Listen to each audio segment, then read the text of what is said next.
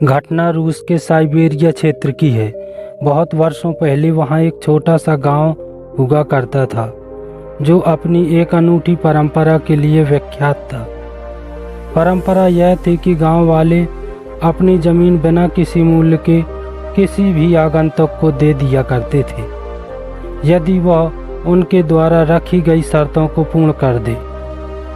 यह बात अलग थी कि वे शर्त क्या रखते थे, इसका पता किसी को भी नहीं लग पाया था। ऐसी ही किंवदंतियों को सुनकर एक किसान उस गांव में पहुंचा। उसने गांव वालों से जब इस परंपरा के विषय में पूछा तो गांव वालों ने इसकी पुष्टि की और उसे प्रधान के पास ले गए। गांव का प्रधान उसे देखकर जोर से हंसा और बोला, लो एक और आ गया। किसान सुनकर आश्चर्यचकित हुआ और पूछने लगा, आप हंसे क्यों?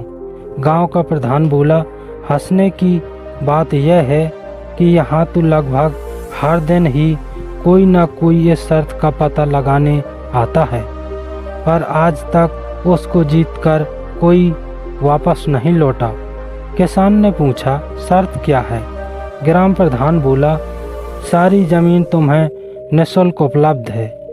उसके लिए मात्र एक शर्त है कि तुम यहाँ खींची रेखा से सूर्योदय से दौड़ना शुरू करोगे और सूर्यास्त होने तक अपनी ज़मीन नापकर तुम इसी रेखा तक आ जाओगे। उतनी ज़मीन तुम्हारी हो जाएगी, पर यदि नहीं आ पाए तो तुम्हें आजन्म गुलाम बनकर यहीं रहना पड़ेगा। किसान को लगा कि यह तो बड़ी ही आसान शर्त है और उसने तुरंत हाँ भर दी। सूर्योदय पर उसने भागना शुरू किया और दोपहर होने तक उसने 7-8 मील ज़मीन नाप ली तो उसका लालच बढ़ने लगा।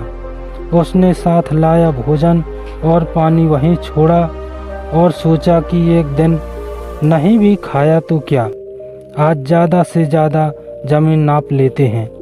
भागते भागते दोपहर के 3 बज गए, पर ज़्यादा ज़मीन का लालच उसे दूसरी तरफ खींचे जाता था। मन मारकर वह वापस लौटा तो खींची रेखा से आधा मील दूर ज़मीन पर गिर पड़ा।